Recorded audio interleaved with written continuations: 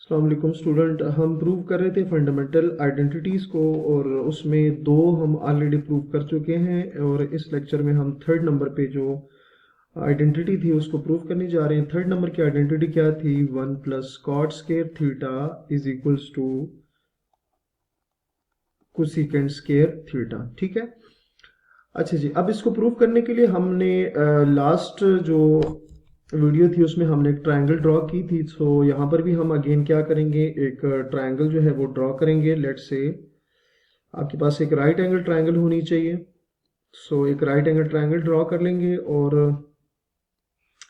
उसको नाम दे देते हैं। फॉर एग्जांपल जो ये वाला आपके पास वर्टेक्स है इसको ए का नाम दे देते हैं, ये आपके पास ए आ जाए।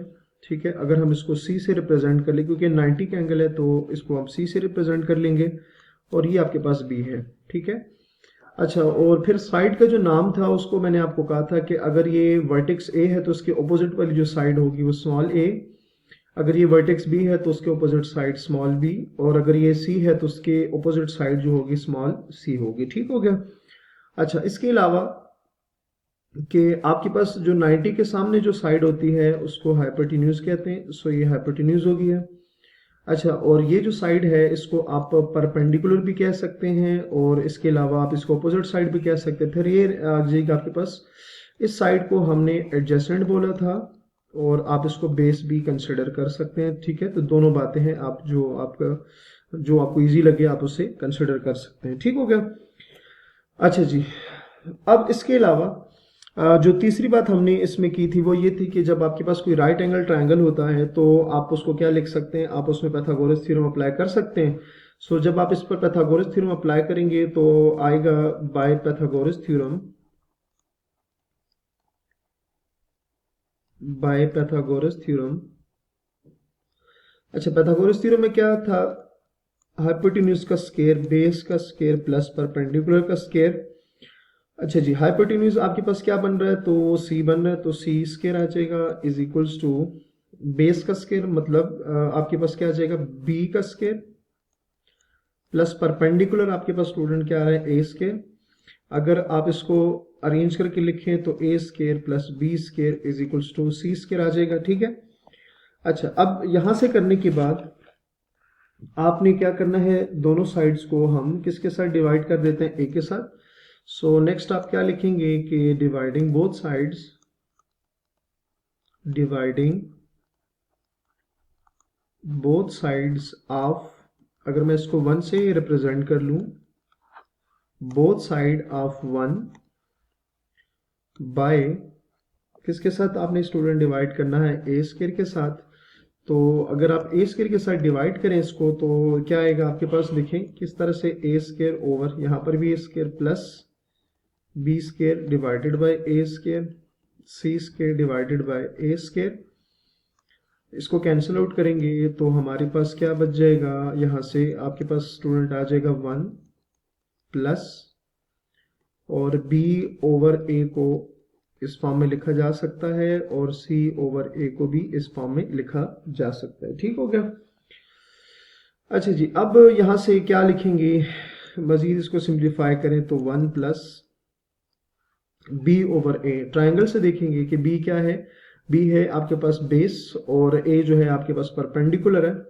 सो बेस ओवर परपेंडिकुलर आ जाएगा। यहां आप लिखेंगे बेस ओवर परपेंडिकुलर। देखिए ना, आपके पास b जो है वो बेस बन रहा था और a जो है वो परपेंडिकुलर है। सो यहां से स्क्वायर आ जाएगा एज इट इज। अच्छा, c जो है वो आपके पास हाइपोटेन्यूज है और a जो है वो अगेन आपके पास क्या बन रहा है? a आपके पास परपेंडिकुलर बन रहा है। ठीक है, सो यहां पर आपने परपेंडिकुलर लिख देना। ये आपको स्टेप समझ आ गई होगी। अच्छा स्टूडेंट, अब यहाँ से एक चीज़ आपको यहाँ बता देता हूँ। जब मैंने आपको वो एक लाइन बताई थी कि some people have curly brown hair through proper brushing, so उसके अकॉर्डिंग जो हमारे पास क्या आ रहा था, साइन जो थीटा था, सम पीपल हैव, ठीक है, curly brown hair through proper brushing, through proper brushing. ठीक हो गया। अच्छा, अब साइन को हम लिख सकते थे, साइन को हमने वहां लिखा था कि ये रेसिप्रोकल है बेसिकली किसका? Cosecant theta. तो ये आ जाएगा h बाई पी कॉस का जो रेसिप्रोकल था वो आ रहा था सेकेंड थीटा। ठीक है, अगर आप लोगों ने किसी वजह से मिस कर दिया था तो ये मैं अब यहाँ पर दोबारा से रिवाइज करा रहा हूँ। कॉट थीटा आपके पास क्या आ जाएगा, बेस ओवर परपेंडिकुलर। ठीक है, अब इनमें से देखेंगे कि ये कौन कौन सा बन रहा है। सो अगर आप देखें तो बेस ओवर परपेंडिकुलर, ठीक है, तो बेस ओवर परपेंडिकुलर देखते हैं किस में आ रहा है, बेस ओवर परपेंडिकुलर। तो अगर आप देखें बेस ओवर परपेंडिकुलर किसके, बेस ओवर परपेंडिकुलर किसकी इक्वल आ रहा है, कॉट के। तो आपने सिंपल यहाँ क्या करना है, 1 प्लस बेस ओवर परपेंडिकुलर, ये आ जाएगा आपके पास कॉट स्क्वायर थीटा। अच्छा जी, नेक्स्ट क्या है, हाइपोटेन्यूज ओवर परपेंडिकुलर, तो वो भी देख लेते हैं, हाइपोटेन्यूज ओवर परपेंडिकुलर। सो हाइपोटेन्यूज ओवर परपेंडिकुलर ये स्टूडेंट किसकी इक्वल आ रही है, कोसेकेंट थीटा की इक्वल आ रही है। सो आपने यहाँ क्या कर देना है, cosecant square theta.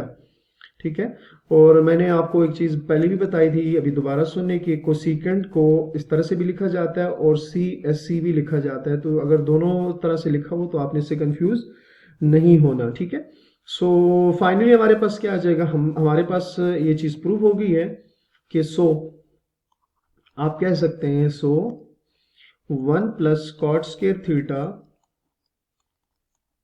Is equals to cosecant square theta, और ये हमने क्या कर दिया, प्रूव कर दिया। ठीक हो गया स्टूडेंट।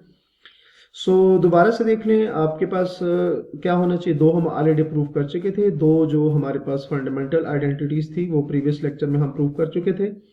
अच्छा, और दूसरी बात क्या है कि आपने एक राइट एंगल ट्राइंगल ड्रॉ करनी है, उसको नाम देने हैं ए बी सी। ठीक है, ये चेंज भी कर सकते हैं, कोई मसला नहीं है। अच्छा, हमने इसको ए कहा, इसको बी कहा, इसको सी कहा, फिर यहाँ से स्मॉल ए, स्मॉल बी और स्मॉल सी ये साइड्स के नाम दे दिए। और स्टूडेंट आपको ये बात भी पता है कि जब भी आपके पास एक राइट एंगल ट्राइंगल आती है तो आप उस पर पैथागोरस थ्योरम अप्लाई कर सकते हैं। तो यहाँ हमने क्या किया, पैथागोरस थ्योरम अप्लाई किया। और पैथागोरस थ्योरम क्या होता है, हाइपोटेन्यूज का स्क्वायर बेस का स्क्वायर प्लस परपेंडिकुलर का स्क्वायर। आपने वो लिखा, फिर आपने वैल्यूज पुट की।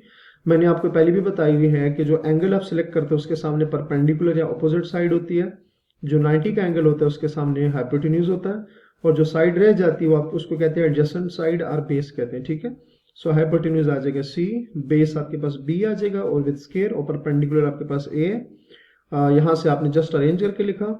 उसके बाद सिंपल आपने क्या कि जो इक्वेशन नंबर 1 हमने यहाँ पर इसको कहा है, आपने उसके दोनों साइड को ए से डिवाइड कर देना। तो जब ए से डिवाइड करेंगे तो आपके पास कुछ इस तरह से फॉर्म आएगी। फिर आपने देखा कि बेसिकली क्या है, बेस ओवर परपेंडिकुलर है, ये हाइपोटेन्यूज ओवर परपेंडिकुलर है। फिर हमने यहाँ से हमने देखा कि जब कौन सी ट्रिग्नोमेट्रिक रेशियो आती है, क्योंकि साइड्स आपस में क्या हो रही थी, डिवाइड हो रही थी। सो हमने क्या किया, वैल्यूज पुट की और आपके पास जो आइडेंटिटी है वो प्रूव हो गई है। सो उम्मीद है आपको ये फंडामेंटल जो आइडेंटिटी है इनका प्रूफ समझ आ गया होगा। अपना बहुत सारा ख्याल रखिएगा। अल्लाह हाफिज।